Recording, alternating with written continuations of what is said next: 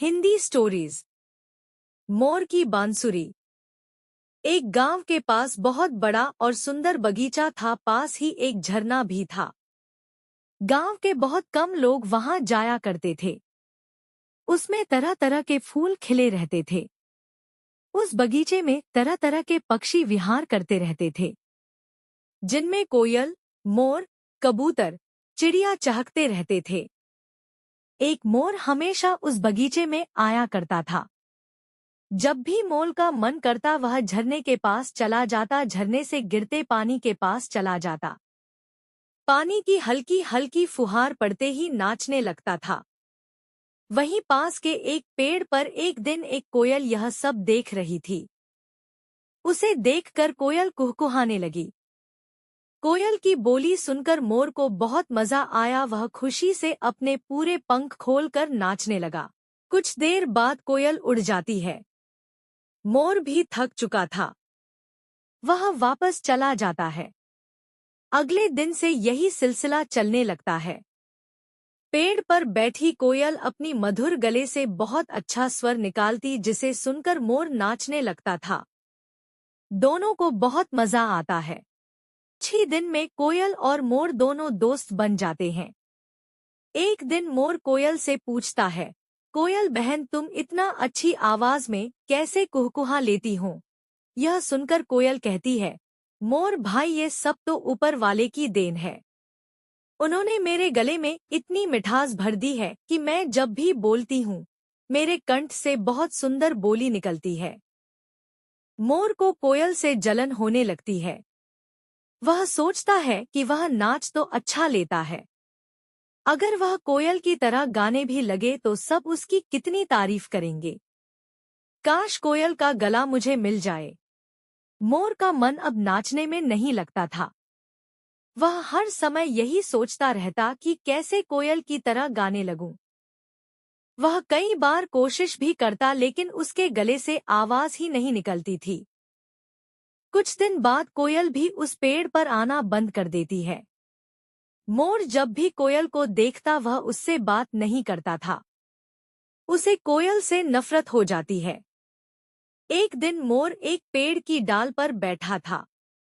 तभी उसे कोयल के जैसी बोली सुनाई देती है। वह ध्यान से देखता है कि गांव की गलियों में एक आदमी बांसुरी बजाता हुआ जा रहा है। मोर यह देखकर बहुत खुश होता है।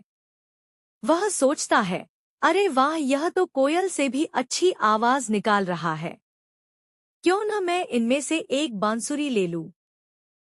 वह डाल डाल पर उड़ते उड़ते बांसुरी वाले का पीछा करने लगता है। बांसुरी वाला एक पेड़ के नीचे आराम करने के लिए बैठ जाता है और अपना बांसुरी का थैला वहीं पास में रख देता है। मोर चुपके से पेड़ के पीछे से जाता है और उस थैले में से धीरे धीरे एक बांसुरी चोंच से खींचने लगता है। बांसुरी वाला गहरी नींद में सो रहा था। मोर धीरे धीरे बांसुरी निकाल लेता है और बांसुरी को चोंच में दबाकर उड़कर एक पेड़ की डाल पर बैठ जाता है। मोर बहुत खुश था। वह सोच रहा था, अब मैं नाचकर और गाकर सबसे बढ़िया पक्षी बन जाऊंगा। अब उस कोयल का घमंड भी टूट जाएगा। बहुत कहती थी, ऊपर वाले ने उसे ऐसा बनाया है, अब तो मैं उससे भी अच्छा संगीत निकाल कर दिखाऊंगा। लेकिन अब समस्या यह थी कि वह बांसुरी बजाए कैसे। बांसुरी को छोड़ता है तो नीचे गिर जाएगी, इसलिए वह बगीचे में नीचे आ जाता है। बांसुरी को जमीन पर रखकर उसे चोंच में दबाकर फूंक मारता है, लेकिन चोंच की दूसरी तरफ से हवा निकल जाती है। बांसुरी बज नहीं पाती। इससे मोर बहुत परेशान हो जाता है।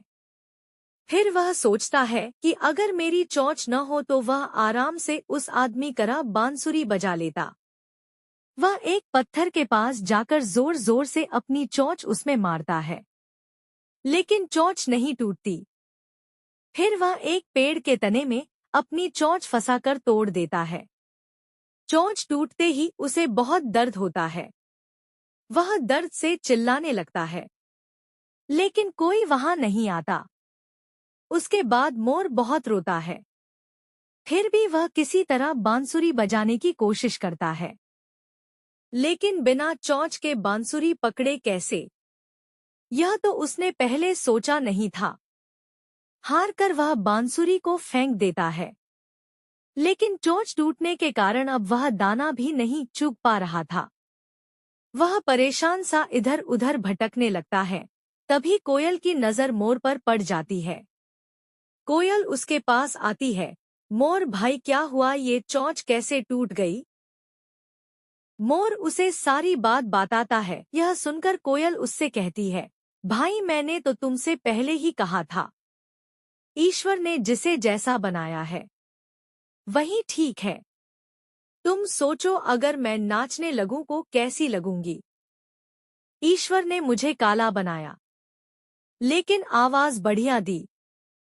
तुम्हें इतना सुंदर बनाया कि सब तुम्हें देखने को तरसते हैं। तुम्हारे जैसा रूप किसी पक्षी का नहीं है। मोर यह सुनकर रोने लगा। सही कह रही हूँ बहन, मैंने अपना नुकसान कर लिया, अब मैं दाना कैसे चुगूंगा? मैं तो मर जाऊंगा। कोयल बोली, भाई चिंता मत करो, जब तक तुम्हारी चोंच पहले जैसी ठीक नहीं हो जाती मैं तुम्हारे मुंह में दाना डाल दूंगी, लेकिन तुम्हें पहले की तरह नाचना पड़ेगा। यह सुनकर मोर बहुत खुश हुआ। दोनों पहले की तरह नाचने गाने लगे। शिक्षा, दूसरों से होड़ न करके जो ईश्वर ने दिया है उसमें संतोष करें।